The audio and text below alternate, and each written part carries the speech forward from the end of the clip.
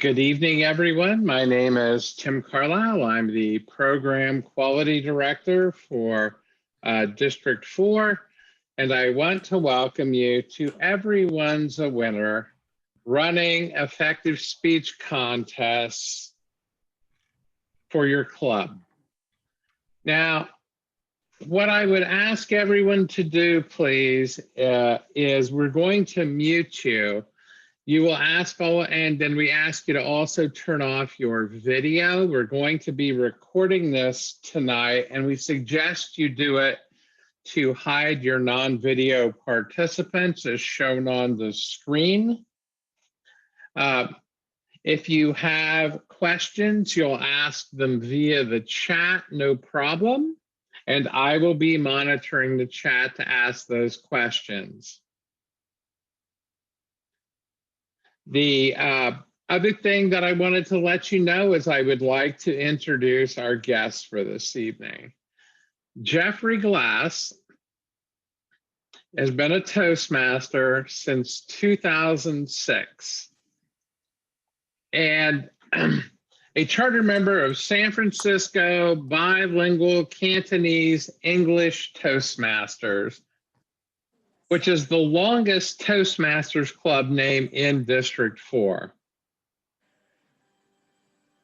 He also is responsible for the worst meeting ever and the second worst meeting ever in the history of District 4.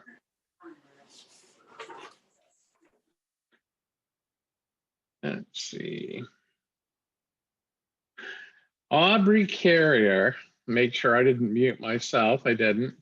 Aubrey Carrier is a member of 3 Toastmasters clubs, and she joined Toastmasters in 2011, the Distinguished Toastmaster, past District Director, and member of Point of Order, Stagecoach Speakers 525, as well as Evening Stars. I belong to some clubs, and I'm here I will be monitoring the chat and also answering Zoom questions for everyone. At this point, I'm going to turn it over to Aubrey and Jeffrey and stop sharing my slide. Take it away, everybody. Thank you, Tim. Thank you for that introduction. Before we get started, Aubrey, why don't we talk about our experience at Toastmasters contests? When was the first time you competed in a contest or served at a functionary role in a contest?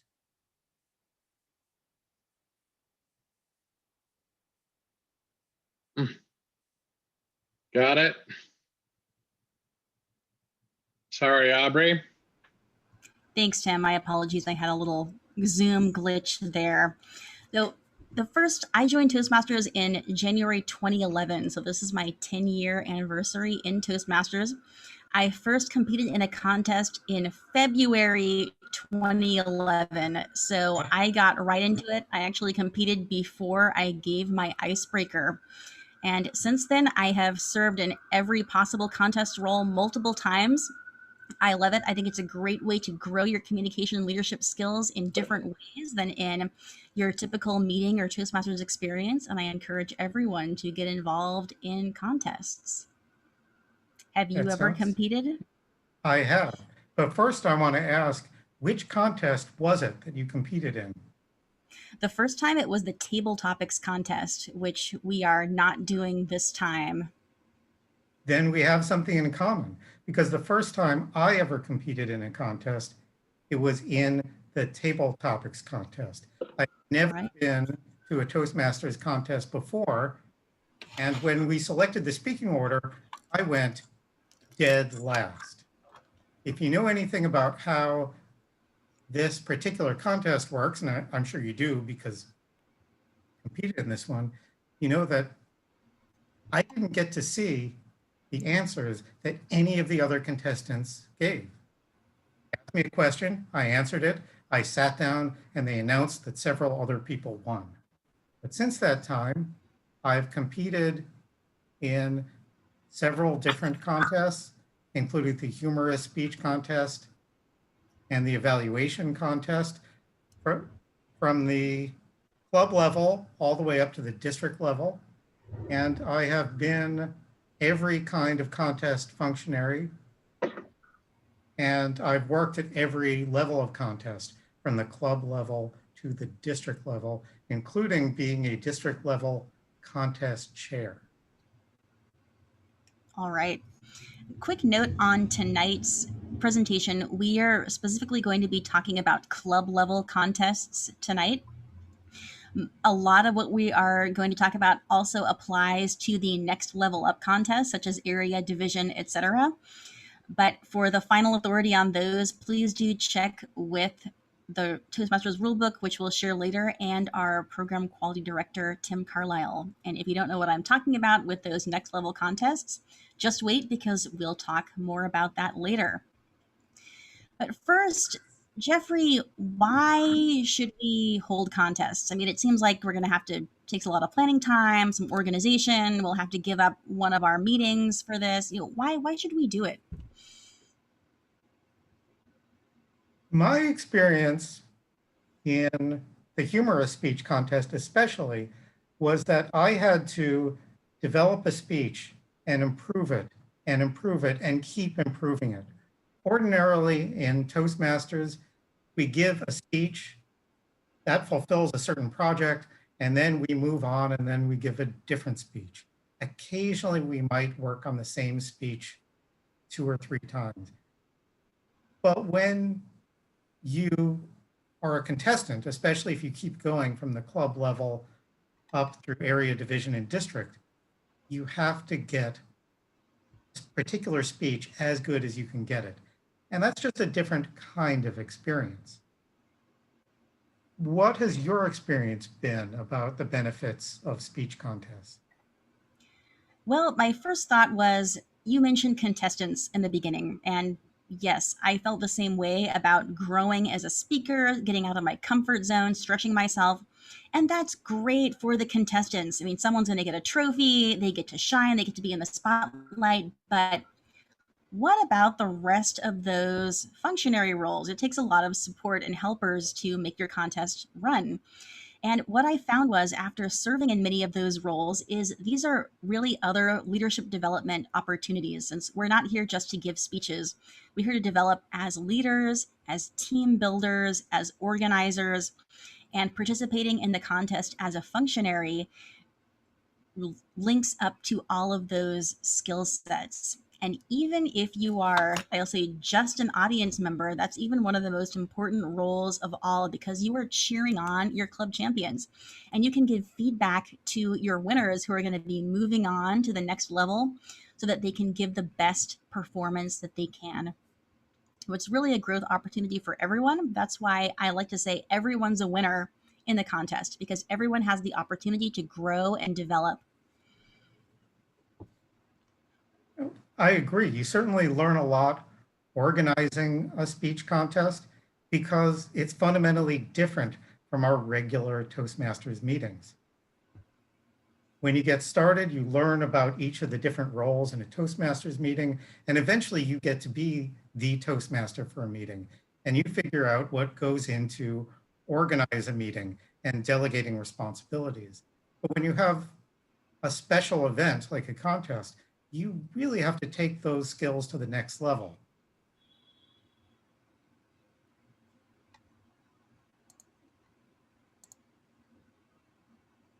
All right, and Jeffrey is our chief judge tonight.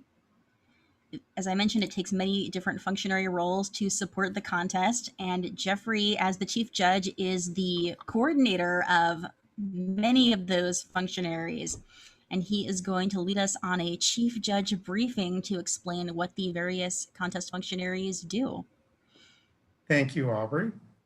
At the beginning of each meeting or each contest, there are 2 distinct briefings. There's the briefing that the contest chair gives to the contestants, and there's also a briefing that the chief judge gives to all the functionaries, the judges, the timers, and the ballot counters. I'm going to go through what I would do as the chief judge when I was giving this initial briefing before the contest begins. And Aubrey, feel free to jump in and play the role of a judge or a timer or a ballot counter who might have any questions. So the first thing I want to do is make sure that the judges have completed a form called the Judge's Certificate of Eligibility and Code of Ethics. Don't worry if you don't have a copy of any of these forms that I'm going to reference in front of you right now. You don't need to have them in front of you. But make sure that you have all of these forms before you run your own contest. Now, you may ask, what do I need to do to be eligible to be a judge? And what is the code of ethics that the judges have to abide by? And my answer is, you don't have to remember this. You don't have to memorize it. It's on the form. So make sure that every one of the judges fills out the form and has read it. And I generally tell the judges, if there's any reason why you can't be a judge, either because of eligibility or because you don't think you can be fair in judging the contest, just write that on the judge's certification and hand it to me before the contest begins. And I won't ask any further questions. At this point in the briefing, I will hand out some other forms called the Judge's Guide and Ballot for each of the contests. This year, if I'm not mistaken, we're doing the evaluation contest and the international contest. Is that correct? That is correct. There is a separate Judge's Guide and Ballot for each contest. And the best way to talk about how to use these is to go through the structure of each contest. For the evaluation contest, the contest Toastmaster is going to introduce a test speaker. Often, this is a speaker that none of the judges have ever seen speak before. That speaker is going to give a standard 5 to 7 minute Toastmasters type of speech, but you won't get any indication about what project they are working from. You're going to have to infer the purpose of the speech from the speech that you hear. After the test speech is over, all the contestants will be removed from the room. All the judges, don't worry, judges, you get to stay.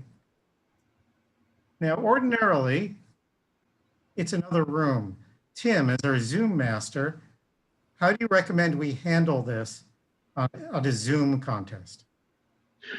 Handle what? As far as having a briefing, what I would recommend you do is have the briefing before the contest, or if you can't do it then, maybe the day before. Okay. Simply to make sure that you cover the bases and everybody understands. Sure, but if you can't do that, you could have a breakout room. That is correct. And during the contest, the contestants in the evaluation contest will go to a breakout room. Yes. Because we can't just physically separate them the way we could in a contest where we were meeting in person. After 5 minutes, the contestants will come in to the contest one by one. This way, no one gets to hear the evaluation of any contestant before them, and each contestant will give an evaluation. After each contestant has spoken, you will have a minute to fill out the scores that you think that this contestant should get on the top part of the Judge's Guide and Ballot. Sometime after the briefing is over, And before the contest begins, I'd like you to look at the back of this form because there is some explanation of the different judging criteria. However, and this is important, these are only guidelines because nobody other than you is ever going to see the top part of these judges' guides and ballots. The only thing that anyone is going to see is your choice of the top 3 contestants, first place, second place, and third place. If we were meeting in person, you would physically tear off the bottom part of the form and use it as a ballot and make sure that you write your name and sign it. But because we're meeting on Zoom, we'll have to come up with some other ways to do that. Tim, as our tech person, how have clubs done this in the past? What we normally have done is basically taken a picture of the lower half of the judge's guide and ballot, and then with this picture of first, second, and third, as well as the signature, and then either email or texted that to the chief judge, contest chair, or ballot counters. Normally we put it like we make a text group or we'll send it via email. Mhm. And then what we do is go into a breakout room and review everything, fill out the ballot counter form, and then that's how we determine the winner. Thank you, Tim. As judges, make sure that you only give a picture of, take a picture of the bottom part and only give it to me, the chief judge, unless we've assigned the ballot counters the job to collect these. Then whatever you did with that top part, destroy it, get rid of it. There's no reason to share it with anyone. This is important. There should be no ties on the ballot. I have collected ballots before that had ties. You need to fill out names for first place, second place, and third place. No blanks, no ties, and I have to be able to understand which contestant you mean on each of these names. Do I have to put a signature? Yes, you do. There's a spot on the ballot where it says, write your name, and another place where it says sign your name. So just do what the ballot says. If we don't have a signature or we don't know which judge it comes from, we can't do anything with this ballot and it is voided. Because remember, we only count valid ballots. Do not throw away your vote. Don't throw away your vote. Make sure your vote counts. Sign it, write your name, include all 3 places. Unless, and this is a very important exception, if there are fewer than 3 contestants, obviously you don't have to fill in third place if you only have 2. If there's only 1, the ballot should be very easy to fill out. After the last contestant has spoken in the evaluation contest, then you will have as much time as you need to fill out your ballot and send it to me, the chief judge. There's another contest we're holding, the International Speech Contest. Because speeches in the International Speech Contest are original, that means that they can all be in the room at the same time, even if it's only figuratively speaking because we're meeting over Zoom. So the contest Toastmaster will introduce contestants by saying their name and their speech title, and then repeating their speech title and their name. There's a separate judge's guide and ballot for the International Speech Contest. Once again, I recommend that you take a few minutes before the contest begins to read the judge's criteria. And again, these criteria are only suggestions. You can evaluate the contestants any way that you like. However, you have 2 additional responsibilities in the International Speech Contest. One is speeches in the International Speech Contest have to be substantially original. That means that if they cite any material, if they quote anyone, they have to cite it, and they can't copy someone else's work.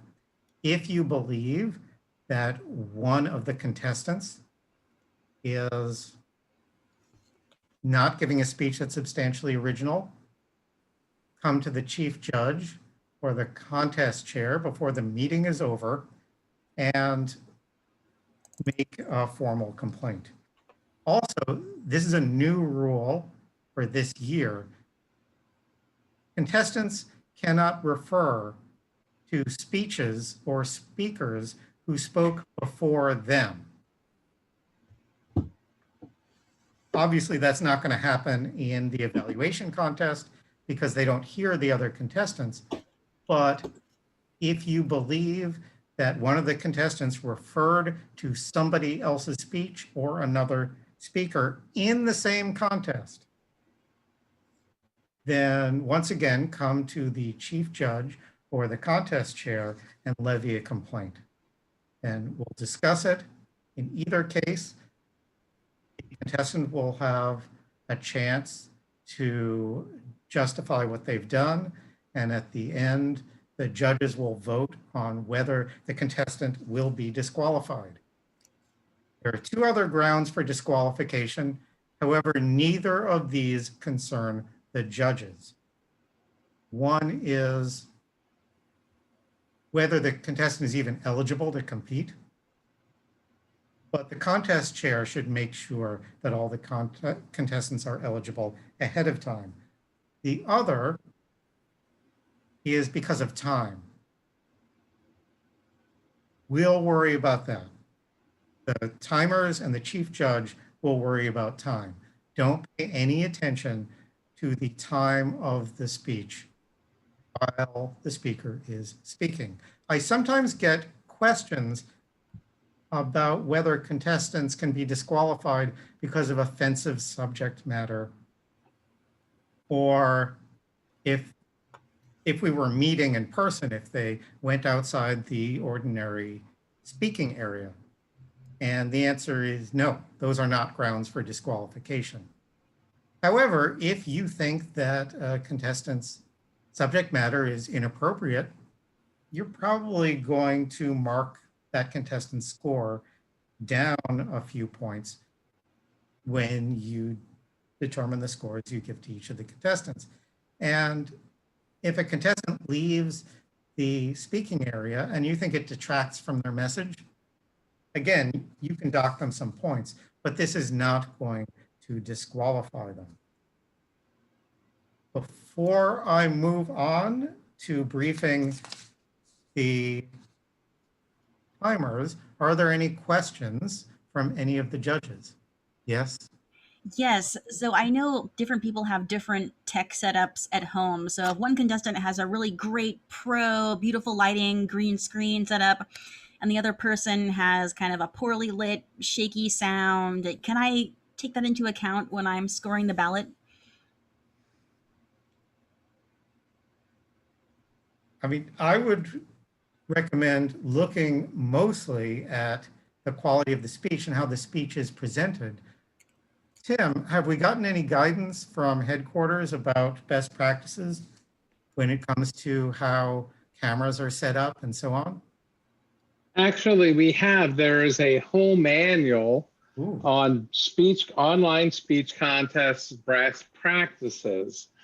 If you stay until the end of the training tonight, I've got a whole folder with everything you'll need for a speech contest, including a sample script, the new guidance that we suggest that you use from District 4, and all of the forms and everything you'll need for a speech contest.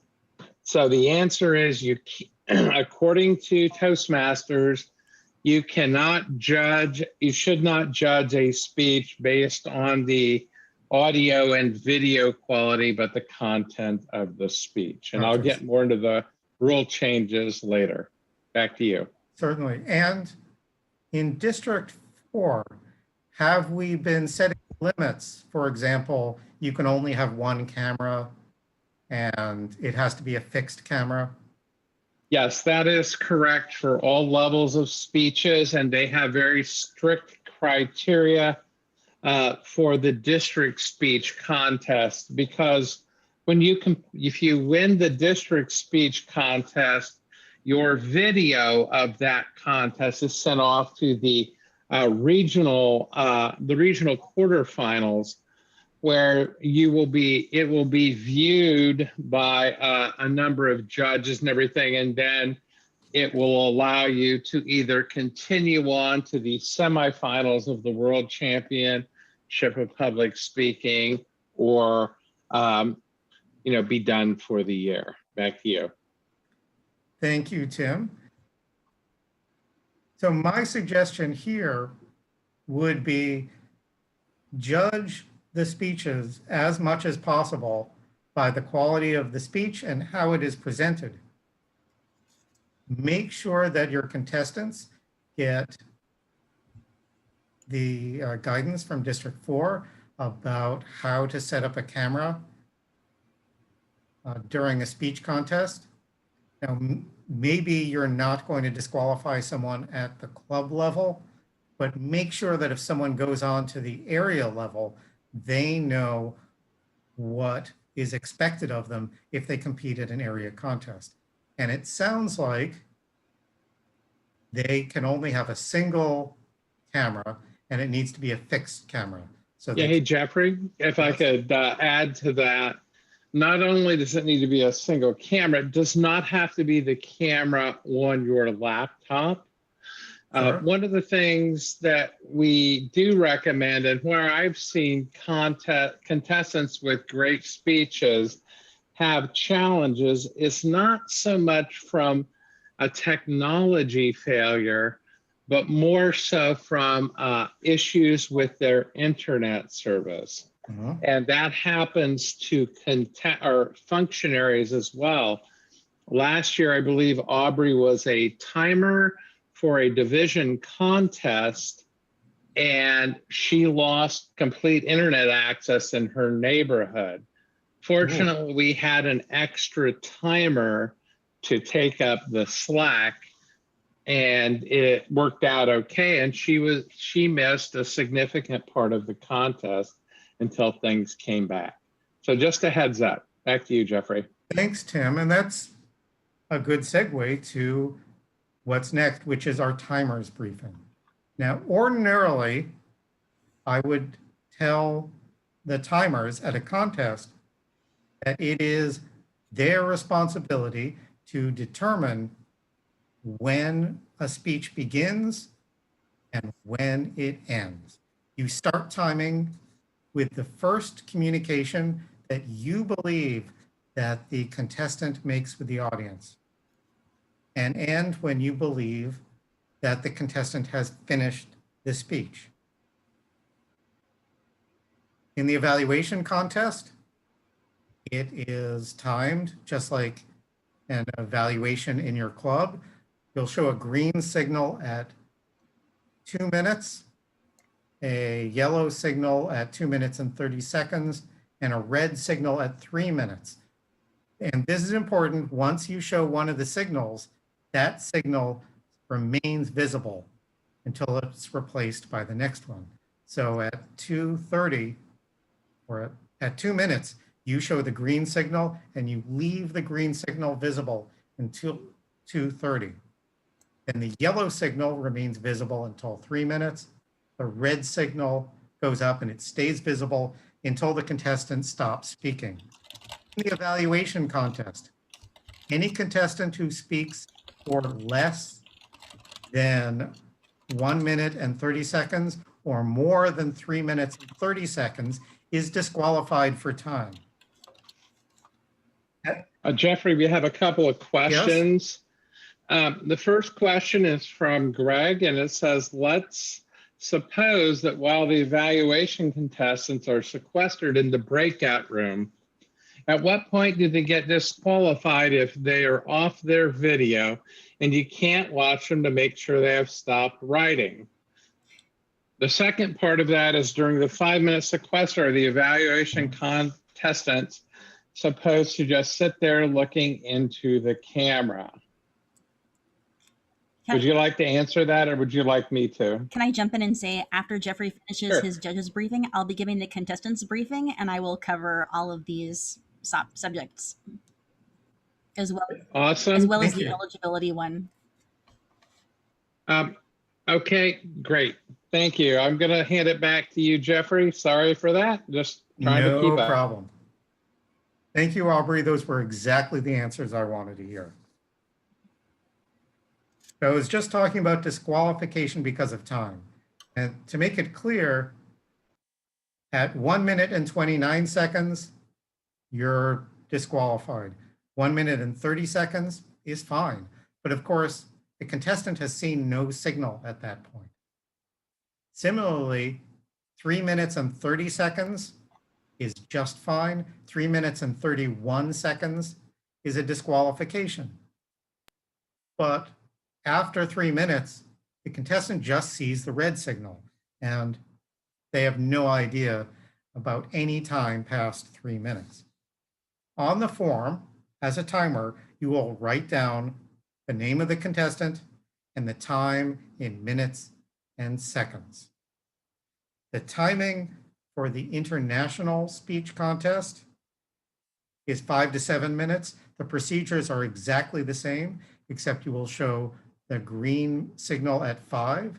The green signal will remain visible until 6 minutes when the yellow signal is shown, which will remain visible until 7 minutes when the red signal is shown, and the red signal will remain visible until the contestant completes their speech as far as you can tell. And again, you will write down the name of each contestant and the time in minutes and seconds. Anything less than 4 minutes and 30 seconds, so 4 minutes and 29 seconds is disqualified, 4 minutes and 30 seconds is okay. 7 minutes and 30 seconds is okay. 7 minutes and 31 seconds is disqualified. This may seem like a lot of responsibility as the timer, but all you are doing is writing down the names of the contestants and their times. You're then giving this to the chief judge. The chief judge will deal with any possible disqualifications. Now, Jeffrey, we have a question in the chat for you. What are the minimum number of judges we should have for the club contest? at the area contest, you are supposed to have 2. At the club contest level, you should have 2. And this is an important phrase in the rule book, if this is practical. If, Jeffrey, 2 Yes? judges? Or sorry, I heard timer. Yeah. How many judges should you have? At the area level, you need to have 5. And at the club level, you want to have at least 5.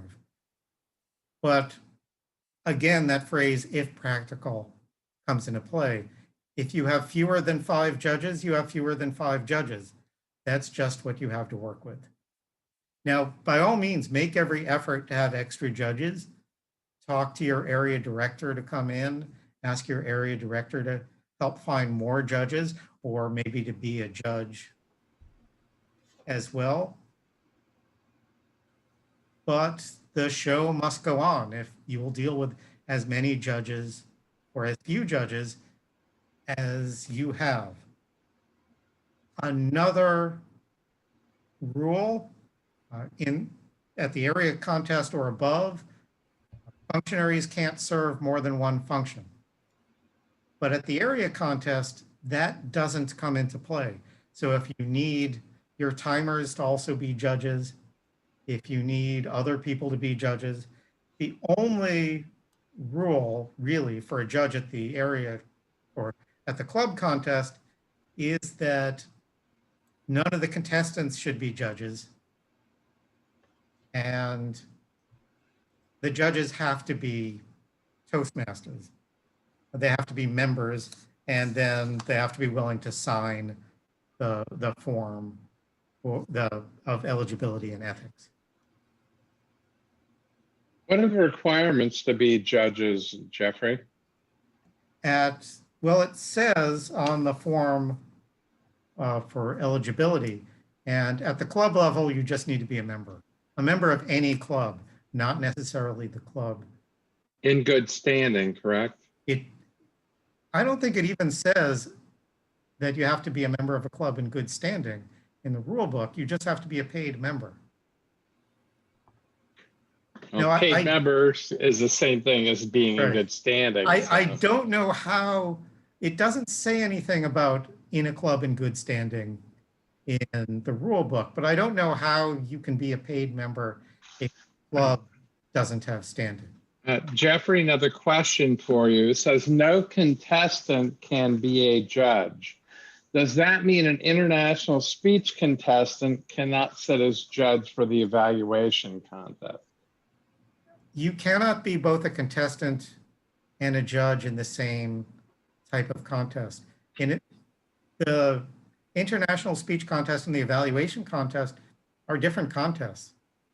You can be a judge in one and a contestant in the other. Thank you.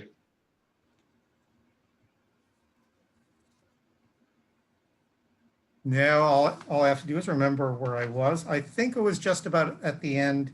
I think there's only one more point I need to make for the timers. And that is if your timing device or your signal device fails for whatever reason for one of the contestants, make sure you make a note of that on your form that you return to the chief judge. And I assume that at Zoom contests, we've just been having timers snap a picture of the timers form and text it to the chief judge. Is that what they've been doing? Yes, that is correct. All right, so what if I accidentally give the yellow signal at the wrong time and then it confuses or I forget to give the red signal and the person goes over time, what happens? Well, make a note of that because that is similar to a malfunction of the equipment. In any case, the contestant didn't see the right signals at the right time, and they should be allowed an extra 30 seconds. Good to know. Now, Aubrey, Tim told us that you were at a contest last year where you were a timer and you lost connectivity entirely. Can you tell us what happened? Yes, I was timing one of the contestants. I believe I had shown the first signal and I lost connection, got booted completely out of the Zoom. Luckily, very luckily, there was another person timing at that contest and was able to continue in my absence so that the contestant was able to get the correct signals and finish her speech.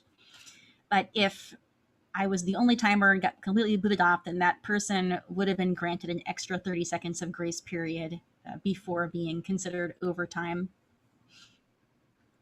So what would you recommend as a best practice for dealing with this situation? Should the second timer monitor the first timer and make sure that she's visible? Yes. So if someone drops off, make sure that both are timing on their ends. So even if there's a signal that's missed, you can keep track of the person's overall time and reconcile that later. So it sounds like it would be important to tell the contestants who both of the timers are. Yes. If they lose one of them, they can keep track of the other. That is valuable to know. And I think that's everything that the timers need to know about the contest. One best practice, Jeffrey, which will come Yes. out in the document, is that we recommend that we had been using paper in front of the camera, paper signals. What we decided to do was to go to Zoom virtual backgrounds and ask people to take a yellow sticky note or something and put it over their camera so they just see the background. They don't see the timer or the person on the screen. And that is one way we have resolved some of those things. So back to you, sir. Thank you. And a practice that I like is not just having the color background, but also having the word.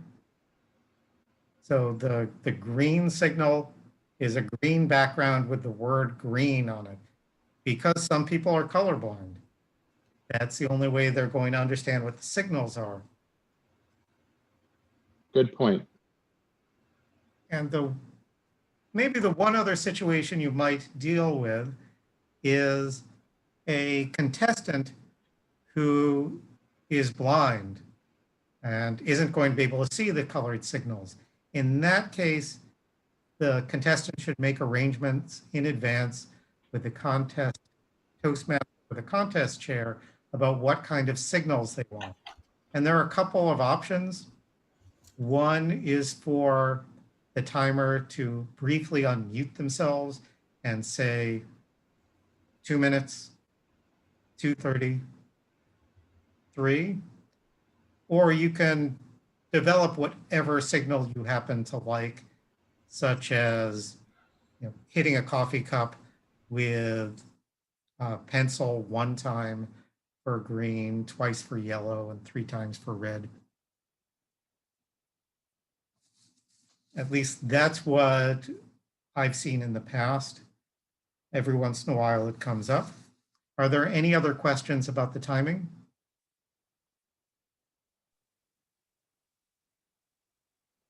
All right, then let's move on to the briefing about the ballot counters.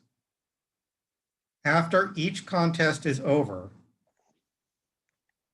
there should be 2 ballot counters who will typically meet with the chief judge, either in a separate Zoom meeting or in a breakout room.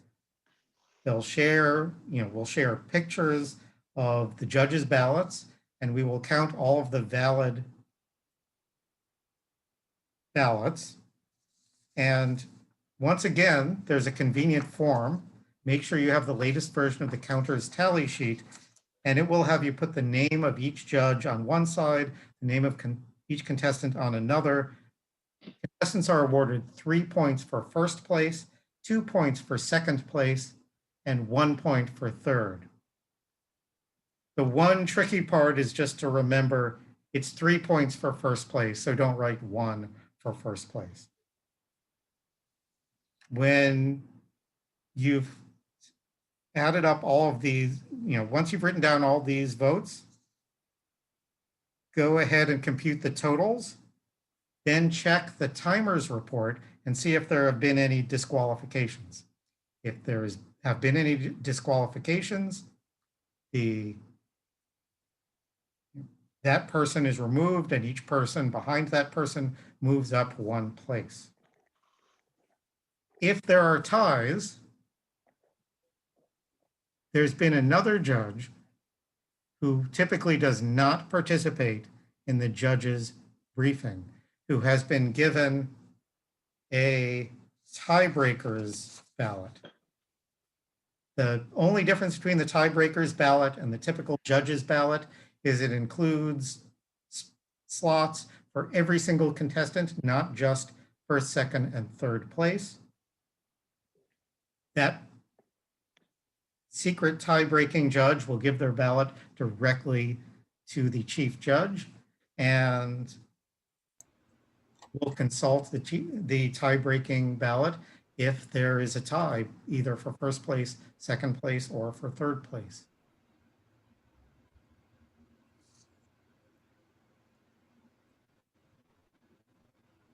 At the bottom of the counters tally sheet, the counters will write in the names of the first place winner, the second place winner, and the third place winner. The chief judge will then give this to either the contest chair or the contest Toastmaster, as well as saying if there were any disqualifications, but not saying who was disqualified. And there is one other responsibility that a ballot counter might have. Once the finalists are announced, first place, second place, and third place, the results of the contest are final, unless there is an error in the announcement. The chief judge and the ballot counters should immediately correct the mistake.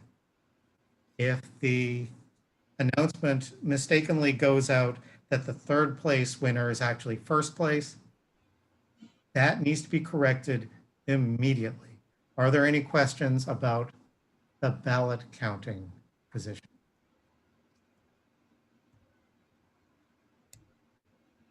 Can I tell the contestants later, oh, wow, you almost won, but Judge Jeffrey marked you second place instead of first, and that bumped you? No, do not. All of these forms should be destroyed immediately after the contest, after the results are final, and don't reveal how any of the judges voted about any particular contestant. That's a good point. Thank you for bringing that up.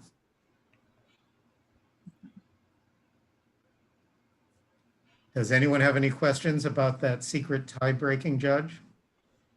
Because we really didn't talk about this person much during this mock briefing, because that person doesn't get briefed, at least not with everyone else.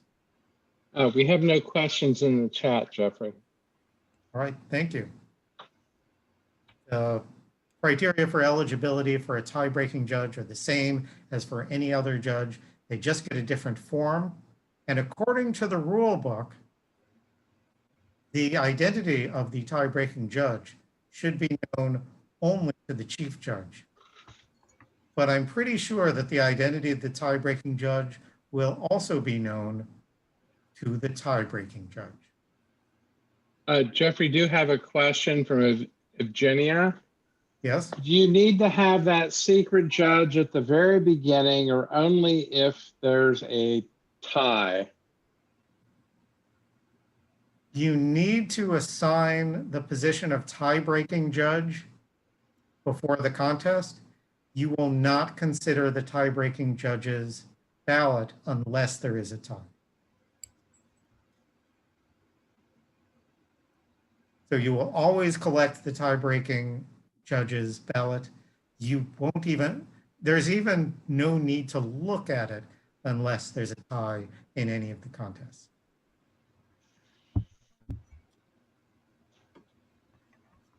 Thank you. And if there are no further questions, we'll move on to Aubrey's briefing. Looks like we're good, Jeffrey. Thank you for that great behind the scenes look at behind the scenes of the contest. Tonight, I am pleased to be your contest Toastmaster, and I will be describing what the audience sees at the front of the stage and what the contestants will experience during the contest. And I'll start by talking about the role of the contest Toastmaster itself. So I'm sure everyone here is familiar with the role of the Toastmaster at a regular meeting, and I bet you have all served in that role at least once at your own club. And at a contest, it's similar in that the Toastmaster is the master of ceremonies, presides over the full event, and introduces the various contestants and people involved. However, there are some key differences when you are the Toastmaster at a contest. So for example, at your club, you may have a fun introduction or transitional statement when you're introducing a speaker, such as, our next speaker is Jeffrey. He's been in Toastmasters for 15 years. He belongs to 5 clubs, and he's completed 3 Pathways levels. And then after his speech, I might say, wow, that was amazing, Jeffrey. really was so thought-provoking. I laughed, I cried. It was the greatest speech I've heard all night. Thank you very much. You're welcome. So it's perfectly fine to do these things at your regular club meeting. However, when you are the Toastmaster at a contest, it's very important for you to remain impartial and not show bias to any of the contestants. So you'll be introducing each of the contestants the same way, just their name, their number, the order of which they're competing. So just contestant 1, Jeffrey Glass. Jeffrey Glass, contestant 1 for evaluation. And then after he finishes, no comments. You call for a moment of silence for the judges, or 1 minute of silence, I should say, for the judges. And then you introduce the second contestant the exact same way. Contestant 2, name, contestant 2. So please keep that in mind when you are the contest Toastmaster. Keep that in mind if your club produces any kind of program or promotions for your contest. Don't list the educational credentials of your contestants. Don't list how many clubs they belong to, etc. Should just be their name and speech title if applicable, so that it's fair for everyone. One particularly special functionary we have for the evaluation contest is the test speaker. And the test speaker is someone that we have in the club organizers, the contest organizers, or people who are not competing in the evaluation contest, have invited from outside the club. And this person should be a true mystery guest who is equally unknown to all of the contestants. And I'll talk a little bit that more in my briefing for the evaluation contestants. So first of all, any questions about the contest Toastmaster role? How do you handle that minute where you don't say anything between contestants?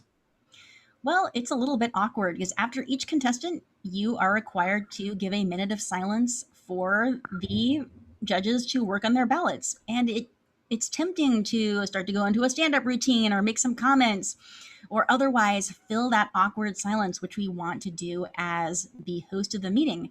But we really do have to stay silent so the judges have that time to work on their ballots and make it fair for the contestants. So as awkward as it may seem, you just have to awkwardly look at the camera in silence. Thank you. In in-person contests, I've been known to just walk around with a clipboard. There's nothing on the clipboard. I'm not doing anything. It's just a ruse, so I don't feel as awkward while I'm standing in front of everyone for a minute and not saying anything. Mm-hmm. So as Toastmaster, be able to be comfortable with silence, be able to be flexible if there are any delays while judges are counting ballots, and really stand back a little bit and really allow the contestants to shine. I see there's a question, does the timer time the Toastmaster? Really, the Toastmaster, I recommend not be making a lot of wordy comments during the contest. We want to make some introductory statements, explain how the contest is going to go, and then make way for the contestants. If you're very concerned about time and you feel you need to make sure that person stays within a certain limit, then yes, you could ask the timer to give signals to the Toastmasters to let them know when they need to move along. And we'll talk about resources after the briefing. Yes, thank you. The timer does time the minute of judging between each contestant competing. Thanks for clarifying. So let's move on to briefing our contestants. I am going to start with the evaluation contest, and I invite Jeffrey again to pose as a contestant. And if any questions come up that you would like me to clarify, please throw them out. So for our contestants, I have asked each of you to complete the eligibility form affirming that you are eligible to compete in this contest. You must be a member in good standing of a club in good standing. This means that you have paid dues to your club and your club has paid those dues to Toastmasters, not just for you as an individual, but your club must have at least 8 members on the books to be considered in good standing. So please keep this in mind if your club is a little on the smaller side or you've had some delays in getting payments processed, because you must be a member in good standing of a club in good standing in order to compete. So for the eligibility contest, that is the only requirement. For the international contest, same as before, with a few additional, actually one additional educational requirement. If you join Toastmasters prior to the Pathways rollout, you have the option to complete at least 6 competent communicator speeches and or level 1 or 2 in any path. If you joined after the launch of Pathways, you must have completed levels 1 and 2. The competent communicator eligibility is not an option for you. So that is for the international speech. So evaluator, just be a member in good standing. Anyone can compete, wide open, a great contest for people first getting into Toastmasters, as well as veterans. And for international, just that extra requirement for educational credentials. So that means if you are planning your club contest in February, talk to people about it now. So there may be people who are interested but just need a few more speeches to get to that level 2, and make sure that they take the time to finish those credentials before the contest so that they can be eligible. There are certain people who cannot compete. First of all, anyone serving as a functionary at that contest. Obviously, you cannot judge yourself if you are competing, as Jeffrey had mentioned. If you are the chief judge, you cannot compete. If you're the Toastmaster, you cannot compete. That would be kind of awkward. If you are a current district officer, such as a program quality director, finance manager, area director, etc., or an announced candidate for an elected role in the upcoming Toastmasters term. This is a very specific subset of people, and generally speaking, they know they are not supposed to compete. So if you are not in one of those roles, don't worry about it. One point I want to bring up, since I know I belong to 4 clubs, I know Jeffrey and Tim belong to multiple clubs. I know a lot of people who are visiting and joining clubs all over the world due to our new all virtual situation. So I belong to 4 clubs. I could compete in every single one of those clubs. And let's say I win in every single one of those clubs. Well, the next level is the area contest. Can I compete in 4 different area contests? Oh. No, Jeffrey, do you know this one? no, you can only represent No. one club anywhere in the world. That is true. No matter how many clubs you belong to, you may only compete in one area level contest, even if it's in a different district, even if it's on the other side of the world. It doesn't matter. Only one area contest. And again, that's for contest category. So let's say I win international in one club and evaluation in another club. I could compete in international in one area contest and evaluation in the other area contest. But you cannot compete in the same category in multiple areas, only one area per category. It doesn't come up terribly often, but just want to keep that in mind, since I know a lot of people are visiting and joining other clubs in our all virtual circumstances. The tentative date, I think we'll be talking about planning a little bit later, but typically club contests happen in the month of February. Next level happens in March, next level is April, and division level is in May. That's correct, and that's what we're doing this year. It's a little different in District 57, our neighbors. They've already started their contest. So back to you, Aubrey. All right, thank you, Tim.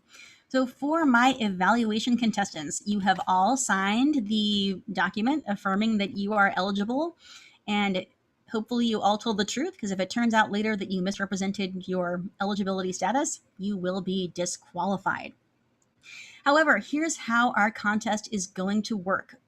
I will introduce the guest speaker, the test speaker. This person is unknown to you. You will not know their name or their speech title until I introduce the person.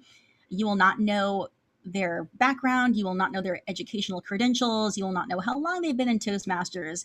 You will not know if they are speaking to a particular speech objective in the Pathways or Competent Communicator curriculum. All you know is their name and their speech title. So I will introduce the person, and the person will give a classic 5 to 7 minute speech. And during that time, my evaluation contestants, you are encouraged to write notes on paper. I believe there is an official form that Toastmasters provided, although since Correct. we are all yes. All right. So we will ask you to write notes on your official form. I'm using this paper as a stand-in. So you may take notes while the person is speaking. After the test speaker finishes, we mentioned a little earlier, the Sergeant at Arms will gather all of you into a breakout room for the next 5 minutes. And for the next 5 minutes, you will have the opportunity to continue working on your notes, refining them, doing a little practicing. And we do ask that while you are in this breakout room with the Sergeant at Arms, you need to keep your camera and your microphone turned on. And that way we know that you are not using another device to listen in on the test speaker's interview. So that means that you would take off your headphones and any other type of listening device. So it's just the sound from your camera, as well as your camera and the sound from your microphone. All right. So during this 5 minute time, while evaluators are working on their evaluations, back in the main room, the Toastmaster will be interviewing the test speaker to entertain the crowd.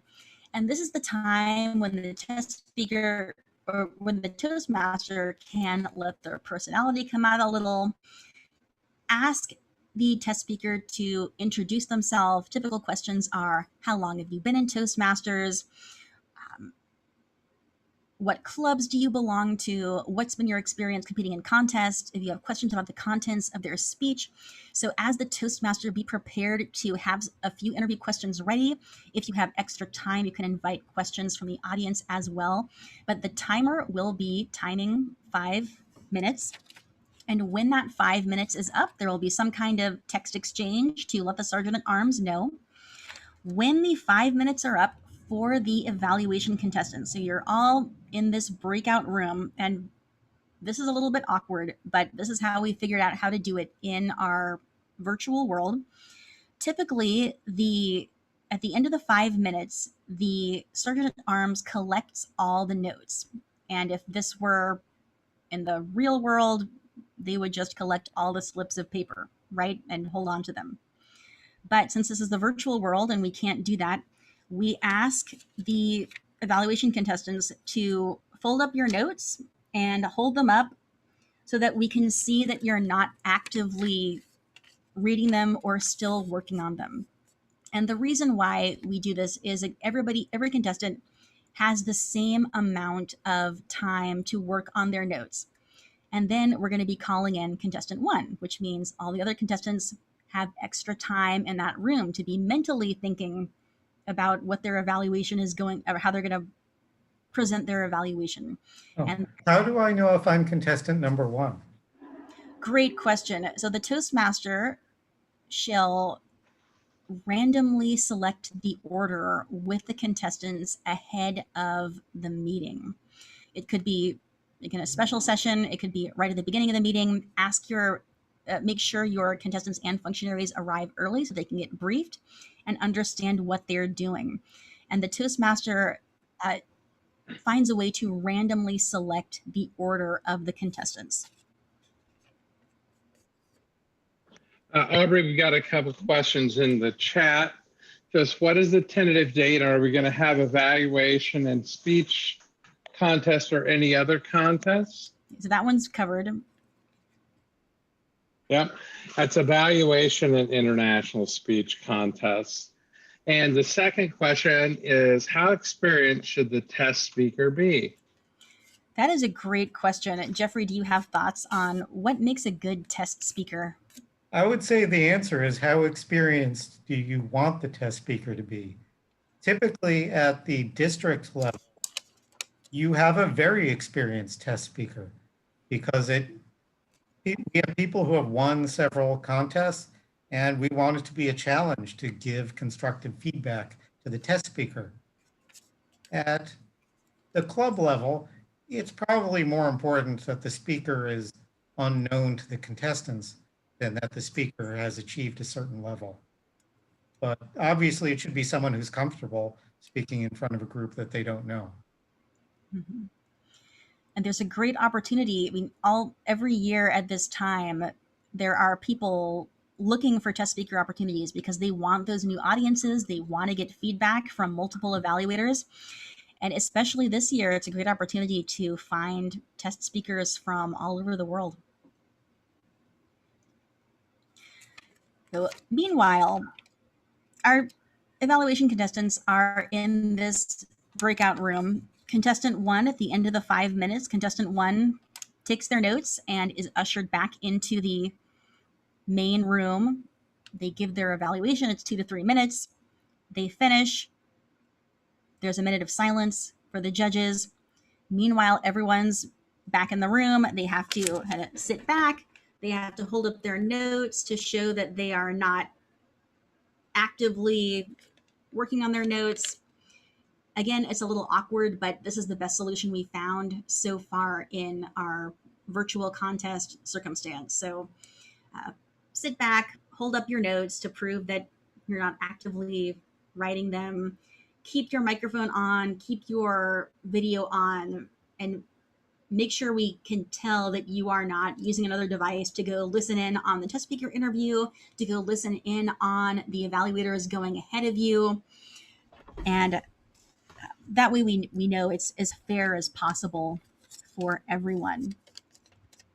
The topic of the evaluation contest, the topic of the evaluation speech should be an evaluation of the test speaker. Theoretically, as evaluation contestants, you could get up there and talk about anything you want, but it's likely that the judges are not going to mark that highly if you completely ignore the topic of the test speaker speech. So please do look over the judging form for evaluation contest, see what the judges will be looking at, and keep that in mind as you are structuring your evaluation. Some thoughts? Aubrey, we have a question in the chat. Does the club hold both competitions on the same day or at separate meetings? Can you choose to compete in just one competition? In terms of timing, it's completely up to the club if you want to hold both on the same day or if you want to hold them on separate days. So that's up to you. And of course, it's up to the contestants which contest category they would like to compete in. Is now a good time to mention that clubs don't have to hold contests at all? Do we want to admit that? Well, clubs can choose their contestants in the area contest any way that they want. But if they hold a club contest, they are supposed to follow the rules as much as they possibly can. Now, if you have 2 or more people who want to compete at the area level, holding a contest is almost certainly the best way to do it. Right. So for my evaluation contestants, a note on speaking space.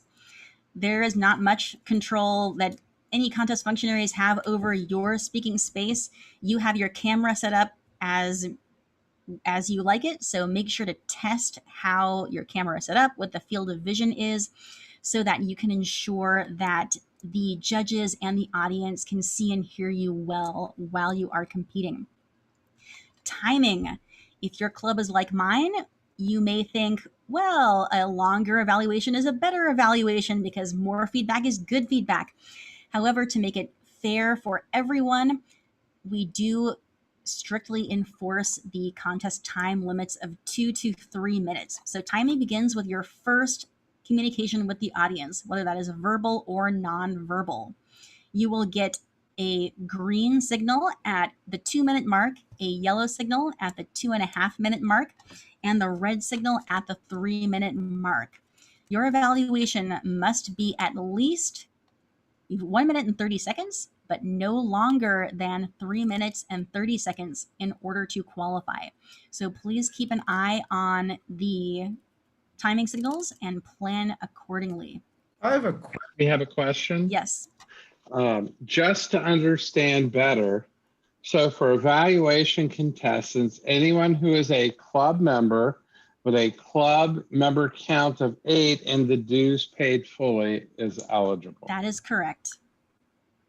And I have a question about the timing. As a contestant, what if I want to test my connection, my audio connection and my visual connection before I start giving my evaluation? Tim, would you like to speak to that one? Can you repeat the question, Jeffrey? Sorry. What if I want to test my audio and visual signal and my connection before I start giving my evaluation? Absolutely. We have that written into the script so that we ask everyone to do a tech check. We want to make sure we can hear you. We want to make sure we can see you. Also, in the folder that I'm going to share with everyone that attended this training, what you will get there as well is our best practices based on doing this for area, division, and district contests last year. We did all but one area contest and above with the virtual speech contest. We also want to make sure that you have the best data, so we've actually gone in and updated that as well. So we recommend, when it comes to speaking area, this is why we suggest doing it ahead of time. We ask that people be able to be seen from the waist up when they're speaking on screen, and we'll do a tech check and we say, I can hear you and I can see you. And that means they're ready to go. And then we'll have the contest Toastmaster introduce that particular speaker or evaluator. Over to you. Okay, does that mean that contestants need to be visible and also visible from the waist up the entire time that they're speaking? Does it just mean they should be capable of being seen that way? They should be capable of being seen that way. If you watch the World Championship of Public Speaking, the gentleman who won it all did a lot of different things with Zoom, and he was not visible the entire time from the waist up. He was up and came up and looked at the camera from different angles and a wide variety of other things. Back to you. Well, any questions from the evaluation contestants about how that whole contest works? It seems pretty clear, but I hope that the timers are being briefed on Yes, I when hear the that. timing begins. I hear that our chief judge has covered that thoroughly, so don't worry about that.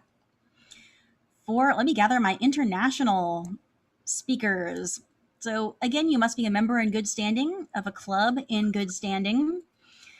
And you have also completed the educational requirements of either the 6 speeches in Competent Communicator or levels 1 and 2 of any path in Pathways. As for the international speech, your speech must be substantively original.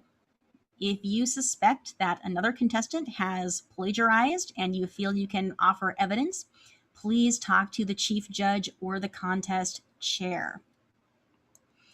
Speaking space, again, please practice and set that up. Timing, again, begins with your first communication with the audience, either verbal or nonverbal. Now, with evaluation, it would usually be the first word the person spoke. In international, there is more room for interpretation, so it could be a meaningful gesture, pre-recorded sound effect, even a staged act with another person. So if you're just standing quietly collecting your thoughts, you will not be timed. But the moment you start to consciously act and to engage with the audience, that is when the timer will begin timing you. So I can use sound effects and I can engage with another person? Yes, but that counts as part of your total time. What if I want to use props? You are more than welcome to use props. And that leads me to my next point in the briefing.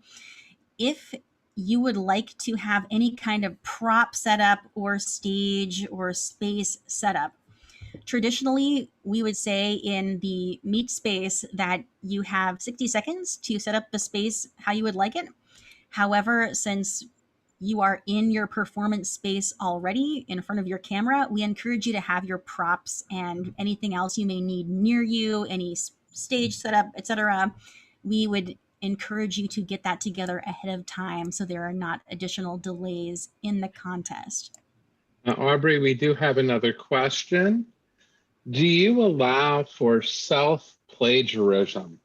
An example is a contestant previously competed with the same speech or a big portion of it. As far as I understand, we do not count plagiarism of your own work. So if I wrote a book and plagiarized out of it in my speech, it would be okay. Yeah, I believe we would not consider it plagiarism if it's your own work. Thank you.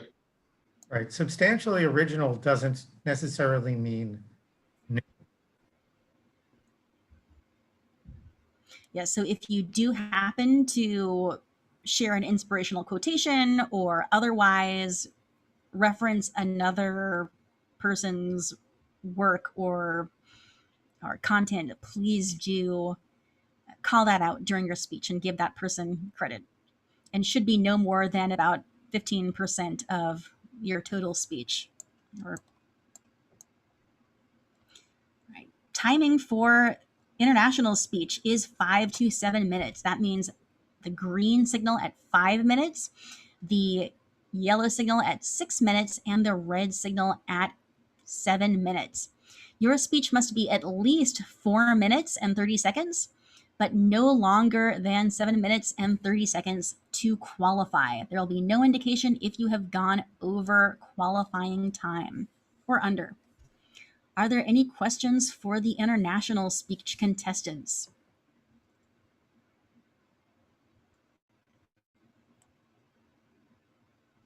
I see a question about virtual backgrounds. As far as I know, there is no prohibition against virtual backgrounds, so that is perfectly allowed. But I encourage people to please do test those out and make sure they're working the way you want, because as we know, sometimes like, your gestures and your hand could disappear and maybe not look the way you're hoping with those virtual backgrounds. One thing that we did last year was we discouraged the use of them simply because when using virtual backgrounds, and if you don't have a powerful graphics card or what have you, it can cause you to kind of look like a ghost on the screen, or part of you disappears, et cetera, et cetera. We've asked that people not use those, but if they choose to, that's their call. All right. I will add for international speakers, it's a lot more straightforward for you. We don't have to send you to a breakout room. You can stay, you can watch all the other contestants and enjoy the full show. Again, I will introduce each contestant in the same way.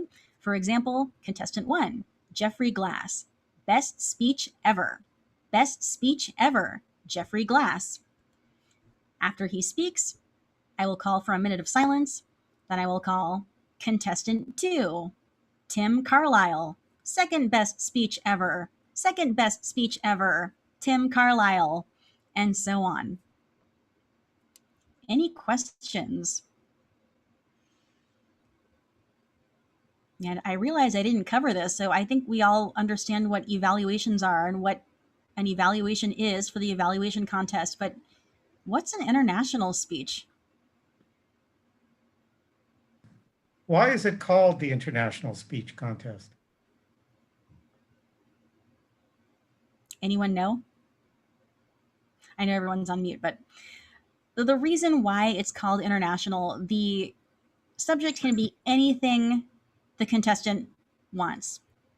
Anything, any subject in the world, 5 to 7 minutes.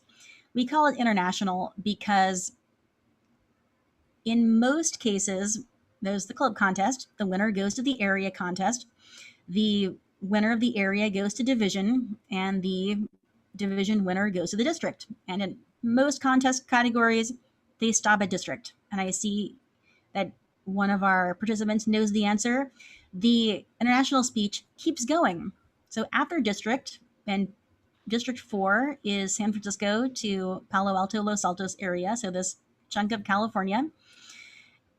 Then the winner of the district goes to what we call the region quarterfinals, and they actually don't actively compete again. We just take the video of them at district level and move that forward to the region quarterfinals. So they are judged at region quarterfinals. Those winners go on to the semifinals, which now we're getting truly international. And the winners of the semifinals compete in the World Championship of Public Speaking. So you are competing with Toastmasters from all over the world. It starts right here at the club level. So we encourage people when they are thinking of, well, what can I talk about for my international speech? If you had 5 to 7 minutes to speak to the world, what would you say? But that's the reason why we call it the international speech. And because it goes, it's not just your local competition, it goes all the way up to Toastmasters all around the world. Oh, come on. How international is it really? I bet the international convention is someplace like Las Vegas in August. It has been. But this year it's going to be virtual. I shouldn't say that. I don't know for sure, but last year it was virtual. I would not be surprised if it's virtual again this year as well. Tim, do you happen to know? They haven't made an official decision. If we have it in person, it would be in Nashville, Tennessee. We are uncertain about the international convention. However, we do believe that our district conference will be a virtual event. And we have a question. Someone has asked, what kind of props are allowed? Is music an option? Yeah, so I would say any prop you can manage is allowed. Yes, music and sound effects are an option, but do consider that they do count towards your total time. So be aware of how much time you're taking up with your music and other sound effects. And make sure that your props, again, come across well in your virtual environment. Because again, you have a lot of freedom, but if it doesn't turn out the way you plan, the judges' scores may reflect that.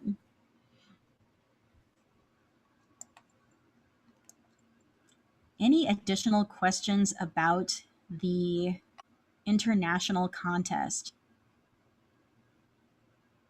I don't see any in the chat. And I've spoken a little bit about the role of the Sergeant at Arms. Similar to being Sergeant at Arms at your regular meeting, the person would open the event, give any housekeeping notes that may be needed.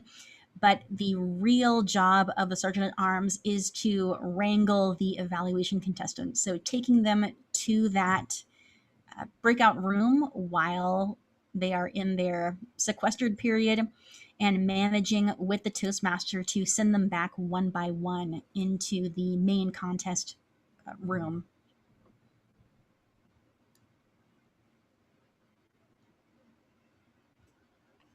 Any additional questions? I think you've explained everything so well that Excellent. no one has any questions. Excellent. All right, should we talk about some best practices related to planning, promotion, recruiting? That sounds great. Sure. Yeah, and then after that, we will also talk about Zoom. There's another question in the chat, and this question is, there's a script that could help us. Yes. The answer to that is yes. And when we finish up the session here and we're, getting ready to applaud our speakers tonight, what I will do is ask everyone to please put their email in the chat at that point, so we're not recording all that. And then what we'll do is I will share a folder with all of you that has all of these materials in it, and you can adapt it for your own use. Yes, thank you, Tim. Yeah, so in terms of resources, I highly encourage using the District 4 approved scripts. They really walk you through the entire contest. It doesn't mean you have to be a robot reading a teleprompter, but it does cue you for all the critical points that the Toastmaster and the Chief Judge and various other functionaries need to be aware of. And in my experience, in attending contests, about 95% of the issues that come up can be avoided by getting familiar with, and following a script. So what is some advice you can give for club contests that you thought went well? I would say, first of all, start promoting now.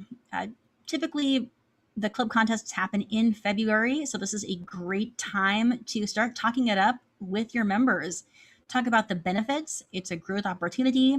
Speakers can stretch themselves. Functionaries can try out new things and work on organizational and team building roles. So I encourage everyone to set a date. Start looking for a test speaker. Again, great opportunities, since it's a lot easier to get guests from all over in the virtual world.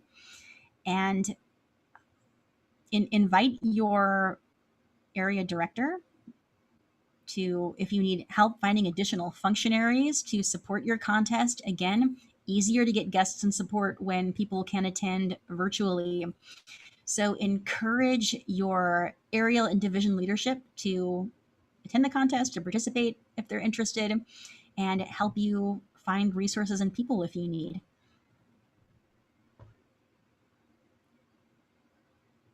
What else would you recommend, Jeffrey?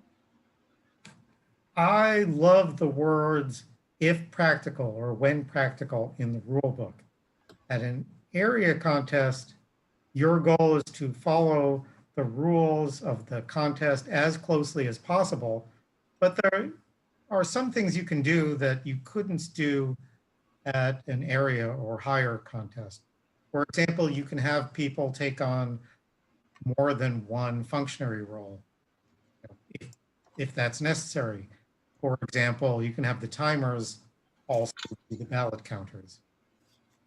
Something else that I've seen that has worked at club contests, especially at relatively small clubs, it may not make sense to separate the contestants and the functionaries and have totally separate briefings. At a club contest, sometimes you can just have the contest chair give a general briefing to the contestants in front of everyone, and have the chief judge give a judges and functionaries briefing in front of everyone. And that will help everyone to learn about how the contest in general works. Jeffrey, we have a question. So it seems to me one should not volunteer to be a test speaker using a speech you might use to compete in an international conference. On the other hand, you might want to get a lot of feedback on your international contest speech. Yeah, I would agree. That's really up to the contestant. So if they're concerned that their future competitors might see their content and it might hurt them, then that's a consideration. But I think in this case, if you happened to give your speech at, a different district or a different state, then kind of lessens the risk of that. Right, but And the other, But Go even ahead, Jeffrey. pre-Zoom, if you're in District 4, for example, you could practice your international contest speech in District 57 or in District 101.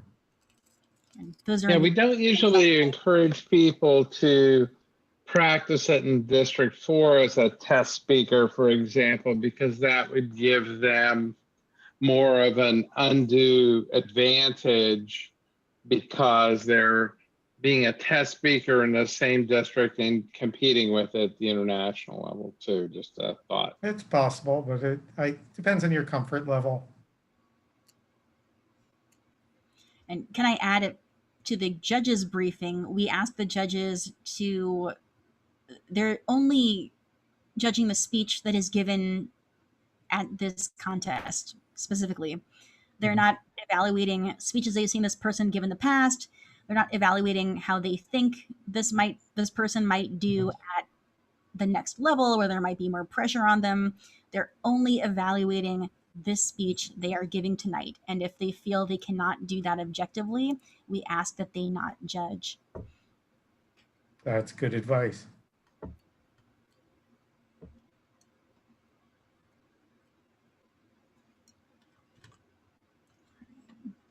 I have no more questions. Anybody else have any questions for either Aubrey or Jeffrey? Any questions about how to conduct club contest? Anything you're worried about? Anything you think you might find difficult? One more point is, what about after your contest is over? You have at least one winner, maybe two winners, and you report those to your area director because those people are going to participate in the area contest. And if they can't for whatever reason, then your runner-up would be eligible to go instead. So you report that information of what the top 3 or top 2 or whatever, however many contestants you had, so that the area director can plan the next level contest. And again, this is where the power of the full club can come in to participate because you want to help your contestant get ready for that next level. You want to help them practice, give them all the feedback that you can so that they can give the best speech possible at that next level. And it really means, I will say this from personal experience, when you are competing in one of those next level contests, it really means a lot when your club members show up to applaud for you, certainly in person, and I'm sure in a virtual as well. What if only one person in the club wants to compete in either the international or the evaluation contest?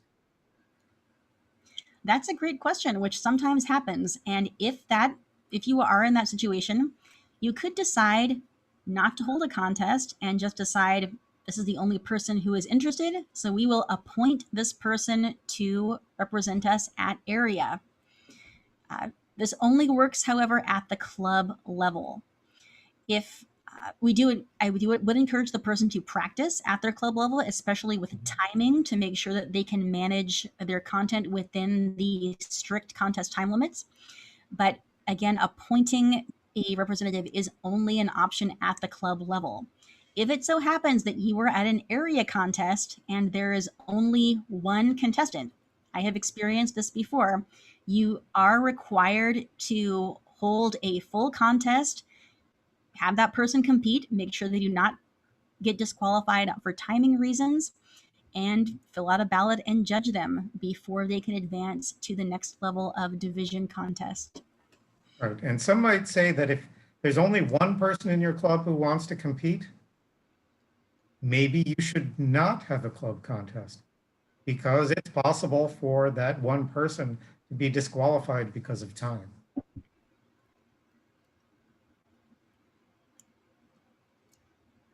Takeaway is manage your time carefully, speakers. Something that I have seen clubs do is they have what they call a contestant showcase. This helps the contestant to prepare for the area contest, they hold a meeting that is exactly like a contest. It's structured the same way. The contestant is introduced the same way. There's a minute of silence after the speech, but there are no judges and no ballots. That way, the contestant understands the structure of the speech contest, but doesn't have to risk being disqualified for time.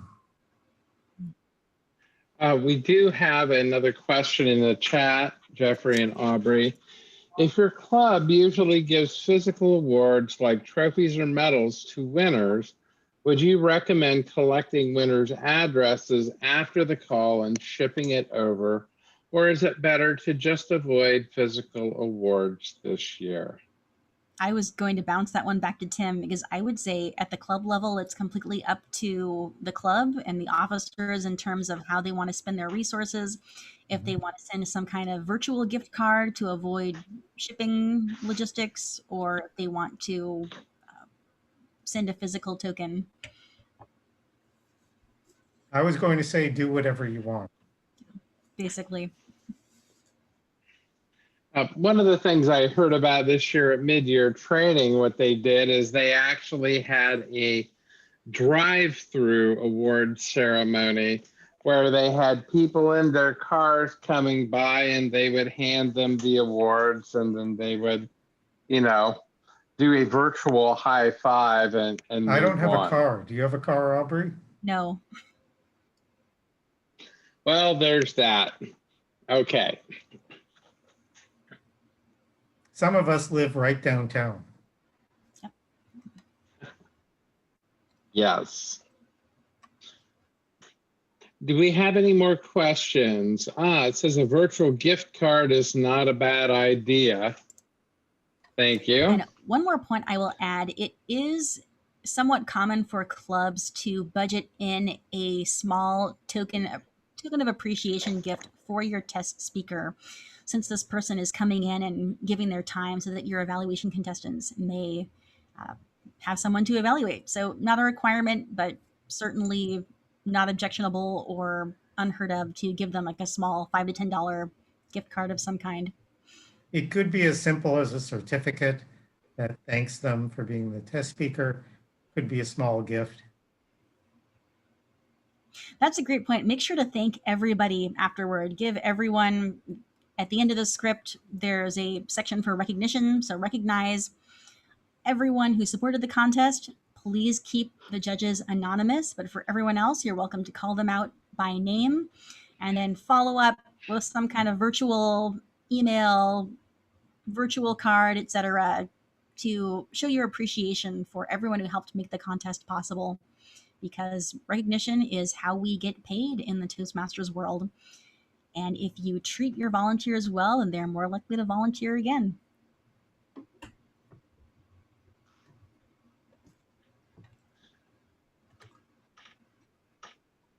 All right. So do we have any further questions? If we do not, and that I will then ask, does anyone have any questions about how to run a virtual speech contest in Zoom?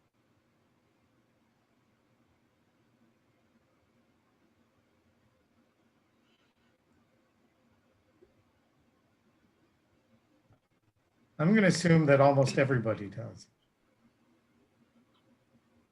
That would be my guess as well. Okay, so we have a beginning to end for me. Not a problem. Let me turn on my video so I can join my colleagues. Please, you don't have to unmute right now. We'll work on that in a little bit. My experience with doing virtual speech contests was I did them at clubs. Well, I didn't do them at clubs last year, but I did a bunch of area division contests. I really believe, because it's a virtual contest, it's important to brief your functionaries and brief your speakers before the contest. I was recently chief judge at a virtual speech contest. This was my recommendation to a particular club in another district. They chose not to do that. And what happens when you do that, it causes a lot of unneeded delay during the meeting. This club happened to be an early morning meeting club, and they have to end by a certain time because people have to shift out of contest mode and actually do work. So if you can have your briefings outside of the club, or only even have one contest per meeting, that could be helpful depending on how many people you have. It's also helpful, as I agree, that you have the meetings in such a way that you have people that know how to use smartphones when they're judges or timers to take pictures of their signed ballots. This can become concerning because when people are not familiar with that, it causes a lot of unneeded delays during the contest. That's how we recommend doing it in our district, especially at the area and above, simply because we've experienced issues doing it in different ways. And then we have signed documentation that shows that you've actually signed the ballot, etc. In an emergency situation, maybe at a club contest, some people might decide to text. I would recommend that you not do that, although I do believe that texting is really a wonderful way to keep the chief judge, contest chair, Toastmaster in the loop, as well as your functionary roles. You need to have someone to run the Zoom speech contest. They should not have any other role but to do that. In the evaluation contest, you will need to have a minimum of one breakout room. And that breakout room will be for your evaluation contestants after the test speaker has spoken, as well as your, you're going to need that for ballot counters and your chief judge to tally up who has that won first, second, and third place of each contest. When are the other occasions you might need a breakout room during a speech contest? If there is a protest in the rules, and I'll show my slide showing the changes in just a moment. If there is a protest, the chief judge and the voting judges and the contestant who has been protested all have to go into a breakout room and discuss the situation. And that is a new change to the rule book this year. And like I said, I'm going to go over all of the changes that apply to club, area, division, and district contests in a moment. Those are the big things. When you do the international speech contest, which is, if you think about it, the evaluation contest, you're just speaking off the cuff. So chances of you plagiarizing there, well, it could happen, is not that likely.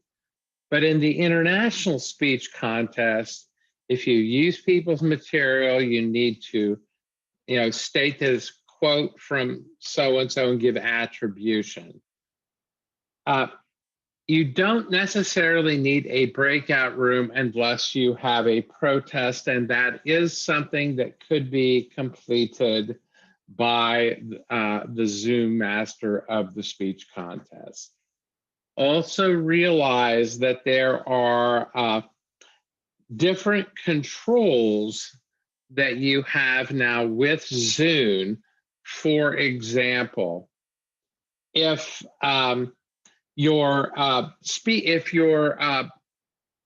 you have the option with the updated Zoom to go between different breakout rooms. We utilize that in a bunch of different ways. There's a question in the chat that says, wouldn't that reveal who the judges are if certain people disappear into a breakout room to resolve a protest? And the answer is no, because we also recommend that the judges leave their cameras turned off and rename themselves to just say Judge X. That way as a judge, you are anonymous and no one knows who you are, technically speaking. These are things, like I said, that's great to work out when you have your judges briefing ahead of time. And these are all great reasons to do that. Does anyone have any questions so far? I really like the idea of the judges renaming themselves and leaving their cameras off. We do too, because it's really the only way. Otherwise, people could potentially determine who those judges are. And what we did last year is had the judges name themselves Judge 1 through whatever number based on the level of contest. Does Zoom have some kind of a fit if they're all Judge 1? I haven't seen that happen, but I think it's probably a good idea to name yourself in whatever order you choose as a judge, simply because that naming is how they're going to figure out to put you into a breakout room. But I don't think it does necessarily. I haven't seen a problem with that. Those are the big things when it comes to using Zoom for a speech contest. If you know anyone who was an area director, division director last year, they're likely to have a good amount of knowledge when it comes to virtual speech contests. And we have many technically minded Zoom masters in the district already. If you have any questions, you can certainly reach out to any of us for that. Is there any questions from our audience today? Any more questions? Just one tip I would throw in for the virtual contests for functionaries is just figure out what messaging system you're going to use for your behind the scenes communication and which messaging groups you need to set up ahead of time. Are you going to use text? Are you going to use WhatsApp? It's a little challenging to use the Zoom chat because you can chat only everyone in the room or one person at a time. So figure out your back channel communications for how are the judges going to communicate with the chief judge and ballot counters? How is the judge going to send those results to the Toastmaster who will announce it later, etc. The other thing is with that, Aubrey, is people can save the chat and determine who's who. So that is something that you also need to do as a consideration. So find a non-way to have your backstage conversations. Yeah, I tend to like text. It's easy to have your phone right there. Yes. You'd access text. All right. So what I'm going to do at this point, hearing none, if we get any questions, I'm going to go ahead and stop the recording.